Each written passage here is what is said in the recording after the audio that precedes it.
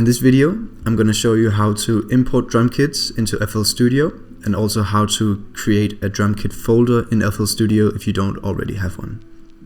Okay, so the first step is you're going to open up FL Studio.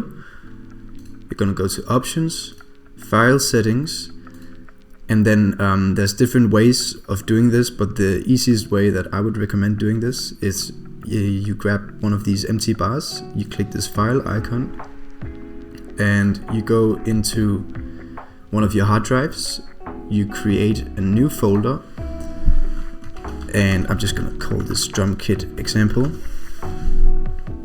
and you press select folder. And now this is gonna pop up in your browser to the left.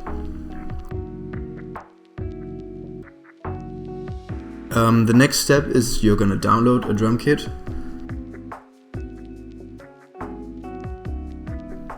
And when it downloads, it's gonna usually download as a zip file. So what you need to do is you need to either have WinRAR or a program that can extract zip files. In WinRAR, you're gonna select the file and you're gonna say extract to, and you're gonna select the folder that we just created. And now we should be able to see in FL Studio that we have this Drumkit imported.